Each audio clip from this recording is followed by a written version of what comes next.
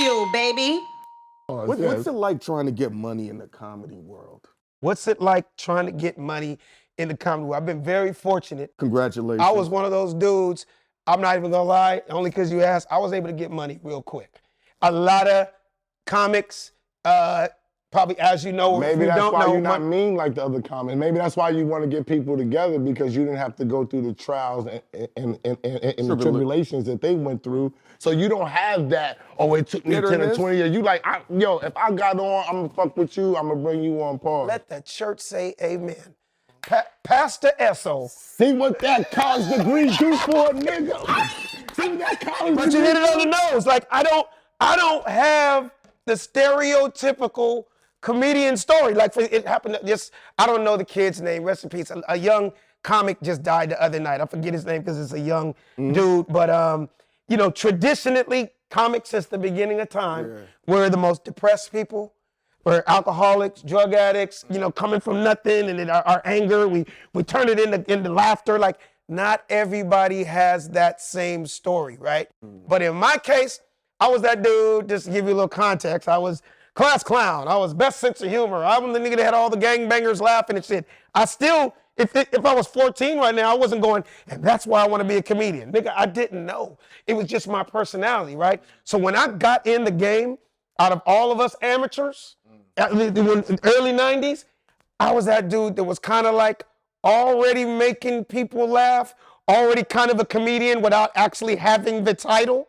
So when I was an amateur, niggas thought I had already been doing it for years. And then I would always hear, hey, don't expect to get paid for the first 10 years. That's a known fact, comedy since the beginning of time. Don't expect to get paid because you gotta pay your dues. Man, by the grace of God, I kind of jumped in the game, hit the ground running, just something little New York history, so y'all don't know, but I'm glad I'm saying it on Bagfuel. Thank you. My first TV appearance was this place in Harlem. It's called the Apollo, a place that the world knows will rip you a new asshole. They practice booing in line, nigga. Yes. Right? They come to boo, right? They come to hate. They come to hate you, Yes, nigga. they come. Right? They So come long hate. story short, first TV appearance ever, 1991. Mark Curry was the host that year, right? My first time ever flying to New York, right?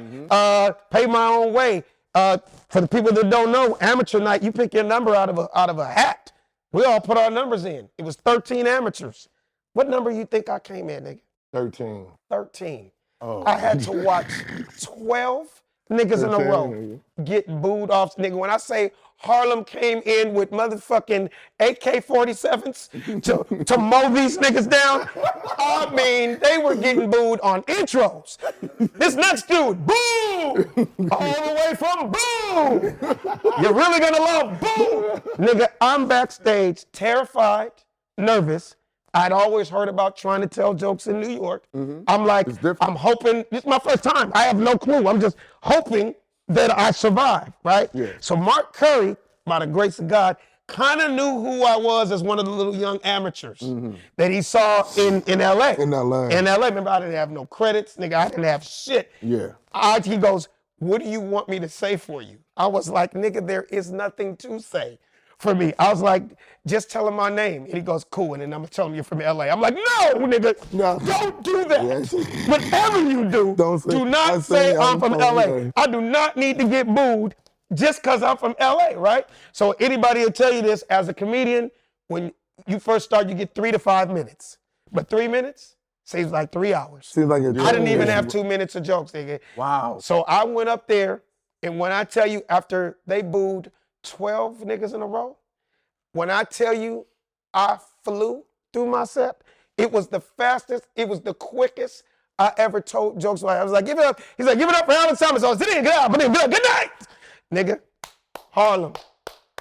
New York niggas like you to get out and get through the shit fast. That's why I love New York, and that's why I always never had a problem in New York. I got a standing ovation my first time performing in New York at the Apollo. So that was my way of going, man, maybe I can really do this business. And guess who was in the audience that night? This just shows you. Marlon Wayans. Not Marlon. This is going to be an inside name, but all the New York niggas in the comedy world know who this is. Bob Sumner. Oh, no. Bob Sumner was the talent scout for this new show they were about to do. He goes, man, you're really funny. Nigga, we're about to start up this new show. I would love if you could come back and be on it. The name of the show was Def Comedy Jam. So who knew Def Comedy Jam was gonna blow up? I just got a standing ovation in Harlem at Apollo. Yep. 5 months later, I'm on Def Comedy Jam, and just every time I probably did Def Comedy Jam 5, 6 times over the years. But it just started building my name in New York to the point where niggas in New York thought I was from New York. Even though I didn't have the New York accent or nothing like that, I was just one of those comics that can go anywhere and kill it. That's why I always loved New York. So shout out to New York. Always been my second home, and I love doing comedy in New York. That's so when I had this discussion the other day. New Yorkers don't got an accent. We speak proper. Son. On my mother. Nigga, I love it. Y'all don't say mother, you say mother. You don't say father, you say father. You say, you guys have the same way you think we have accents. We think you have an accent. You just get used to it. Yeah. Everybody you just feel like this guy right here. Like if you look up the word New York, I feel like you that nigga, son. Good. Man, I love it though. Good. I love it. Because I'm changing my motto from being just a Southside Jamaica Queens nigga to Southside Jamaica Queens nigga, you heard me? I'm a New York. You a New York nigga.